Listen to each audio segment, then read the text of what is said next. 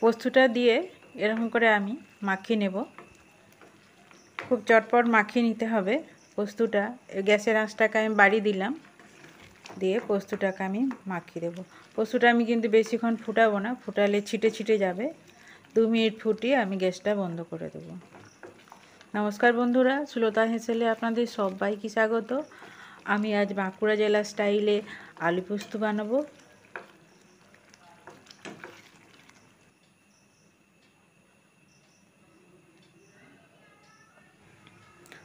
এখানে আমি 500 গ্রামের মতন আলু নিয়েছি। এটা আমার 5-6 জনের হবে আলু পোস্তটা। আর এটা ওরকম ছোটো ছোটো করে কুচি করে নিয়েছি। 2টো পেঁয়াজ নিয়েছি। আর এখানে আমি 6 চামচের মতন পোস্তকে আমি 15 মিনিট জলে ভিজিয়ে রাখবো, যাতে চট করে বাটা যায়। কড়াইতে আমি তেল গরম করতে দিয়েছি। আমি একটু রাত্রের দিকে পোস্তটা রান্না করছি। আমি সচরাচর রাত্রেই পোস্ত রান্না করি। পোস্ত তো জানেন আপনারা, খেলে একটু ঘুম হয়, আর পোস্ত খুব সহজপাচ্য। আমি এখানে 3 চামচের মতো তেল দিয়ে দিলাম, আর শুকনো লঙ্কা 3টাকে হাফ হাফ করে দিয়ে দিলাম, আর দিলাম হাফ চামচ জিরা। এটাকে আমি ভালো করে একটু ভেজে নেব। আমার ভাজা হয়ে গেছে। এবার যে 2টো পেঁয়াজকে আমি কুচি করে রেখেছিলাম, ওই পেঁয়াজ 2টো আমি দিয়ে দিলাম। এটা একটুখানি ভেজে নেব। এরপর আমি কেটে রাখা আলুটা দিয়ে দিলাম, দিয়ে আলুটা ভালো করে মিশিয়ে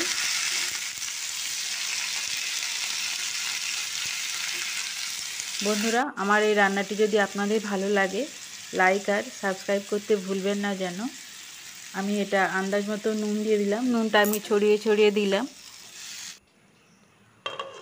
নুনটা মাখিয়ে আমি এটা ঢাকা দিয়ে দেবো 2 মিনিটের মতন। আলুটা আমি ভালো করে প্রথমে কষে নেব। এবার আমি পোস্তটা বেটে নেব, তাই আমি ছেঁকে নিচ্ছি জলটা। আমি পোস্ত শিলনোড়াতেই বাটি।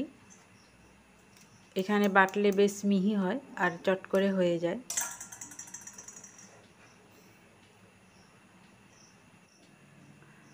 আমি 2 মিনিট পরে ফিরে এসেছি। ঢাকাটা খুলে এই যে দেখুন, আলু থেকে নুন দিতে জল বেরোতে শুরু করেছে। আমি আবার ভালো করে মিশিয়ে দিচ্ছি একটু। এরকম ঢাকা দিয়ে দিয়ে আলুটাকে আমি কষে নেব। আমার পোস্তটা বাটা হয়ে গেছে,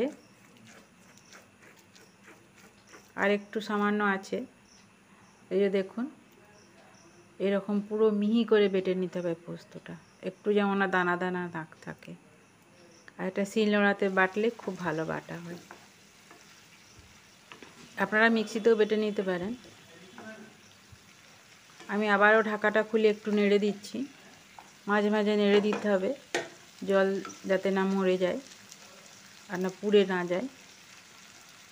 আলুটা সেদ্ধ হয়নি খুব ভালো, আমি তাই 1 কাপের মতন জল দিয়ে দিচ্ছি বাটিটাতে। জলটা 1 কাপই আছে, চায়ের কাপের। দিয়ে এবার জলটার সাথে আলুগুলো ভালো করে মিশিয়ে আমি আবার 5 মিনিট হতে দেব সেদ্ধ হওয়ার জন্য।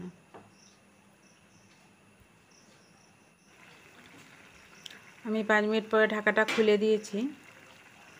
এরপর একটা গ্লাসে করে আলুগুলো আমি চটকে নেব। আলুগুলো মোটামুটি সেদ্ধ হয়ে গেছে। একটু গ্রেভিটা ঘন হবে, তাহলে আলুগুলো চটকে দিলে আর এটা খেতে ভালো হবে।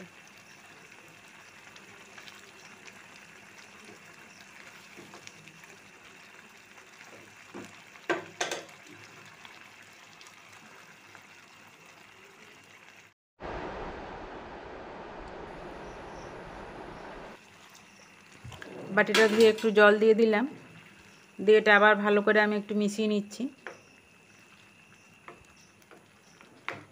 এরপর গ্যাসের আঁচটা আমি বাড়িয়ে দেব। বাড়িয়ে এটা আমি ভালো করে মিশিয়ে নেব।